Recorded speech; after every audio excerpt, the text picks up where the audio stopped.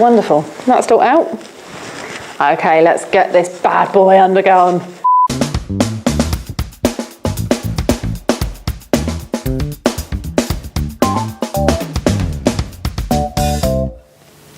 Hi, I'm Savannah and welcome to Savannah Alalia TV. This is where we create headspace for your happiness in your business, your life and the world.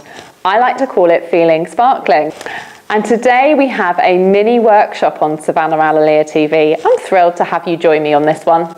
Despite the best intentions with New Year's resolutions, by next month, gym memberships will become a direct debit rather than a destination. Carrots are going to be replaced by chocolate, and Pokemon Go is going to edge its way back into your personal development time. By now, most people have stopped having jazz hands about New Year's resolutions, and they've either settled into some good new habits or they've caught a case of the most rife disease in January, excusitis. Today's episode of Savannah Alalia TV, we're going to talk about excusitis and what the cure is. This is a little gift mini workshop from me, so I invite you to sit down, grab a pen, grab a piece of paper, and let's go to it. I'm going to be offering you a natural cure for excusitis along with how you can make your dreams a reality for 2017. So grab a piece of paper and a pen and let's get started.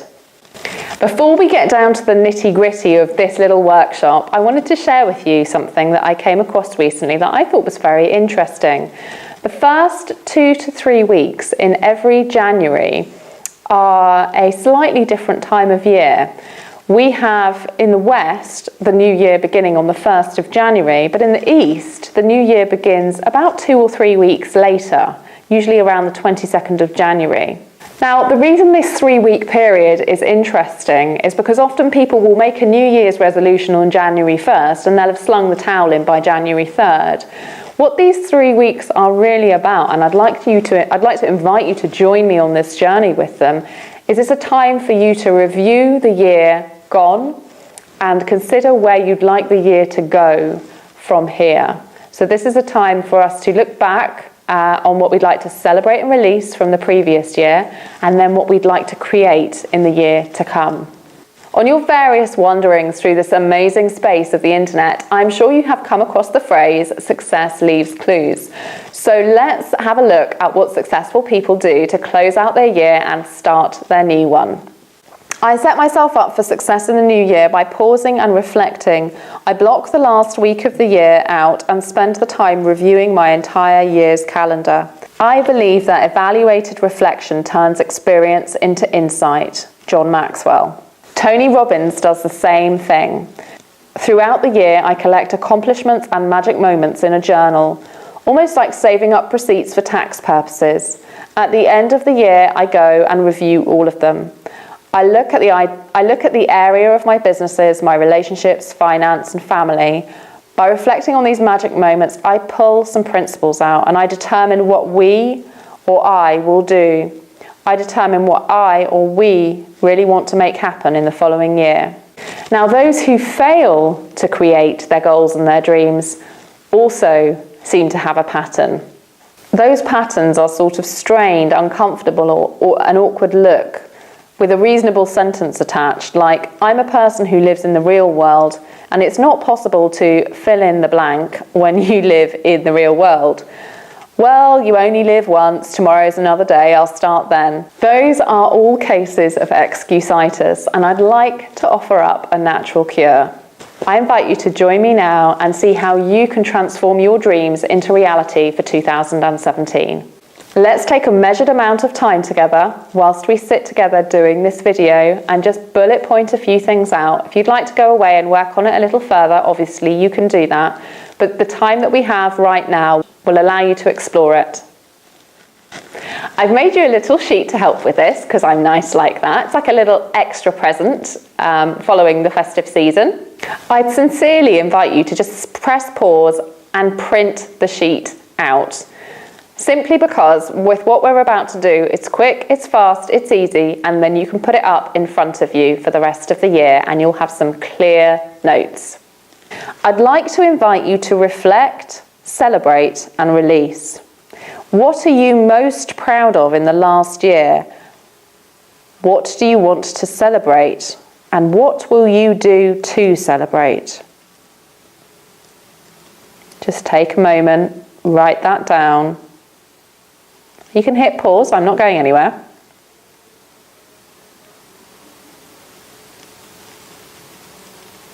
What unfinished business did you want to release, resolve, or finish before the end of January 2017? And when will you do it? For example, apologies, goals yet to achieve, lingering relationships.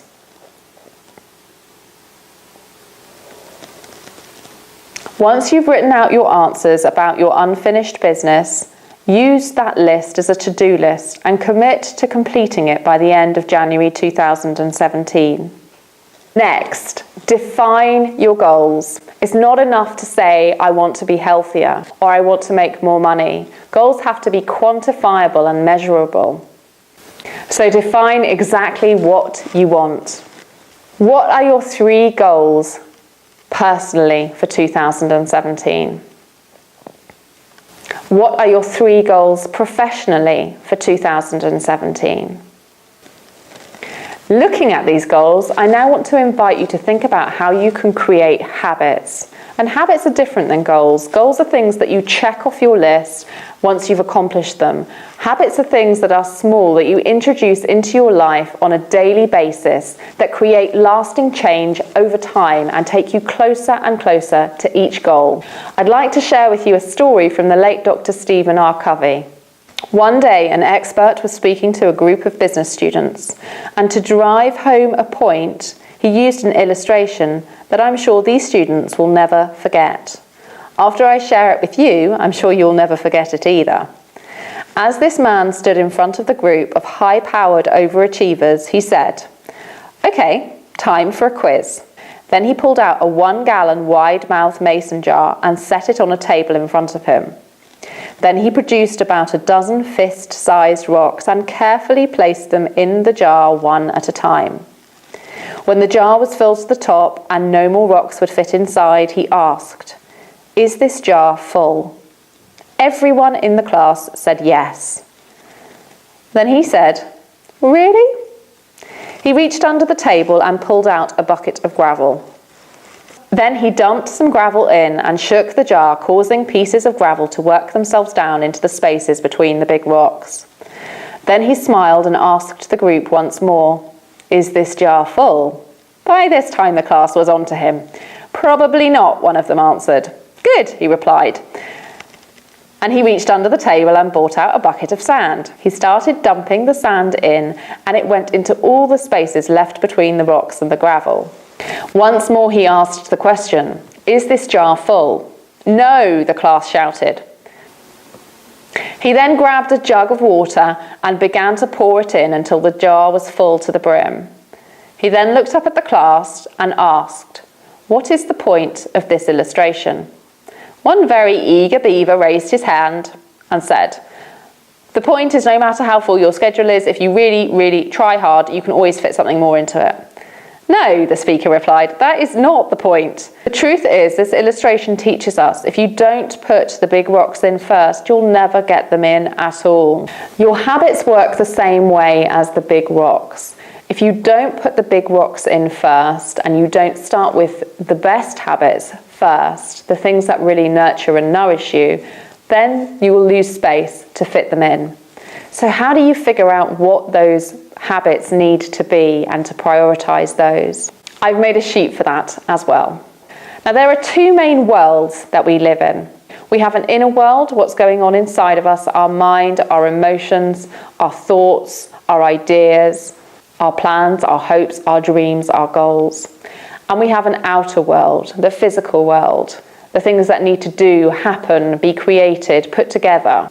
Each of those 4 divisions needs to be considered and nurtured in order for you to thrive. So what are they? Those 4 sections are body, mind, emotion, and soul.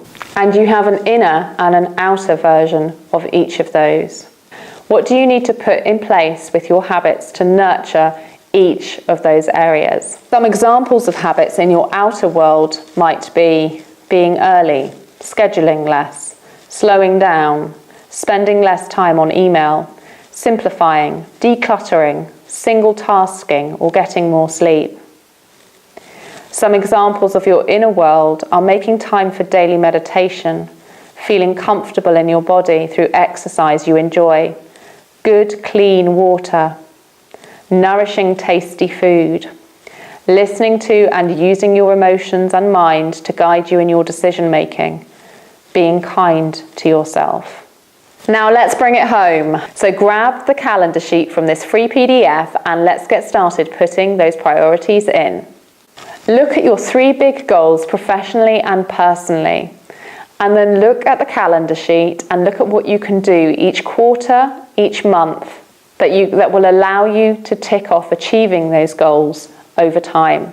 Once you've put your big rocks in place, remember to leave space for life. Remember to leave space for life to happen. Those are the gravel, the sand, and the water. Pin up your 3 goals for 2017 along with your calendar for 2017 and look at those daily. Book in a time with yourself, a slot each week where you can plan the coming week. So now it's over to you. Tell me what you're proud of from 2016. Tell me what you're releasing from 2016 and tell me what you're going to do and create in 2017. I'm really looking forward to seeing your comments around this. If you're watching this anywhere other than Savannah Alalia TV, then come on over and subscribe.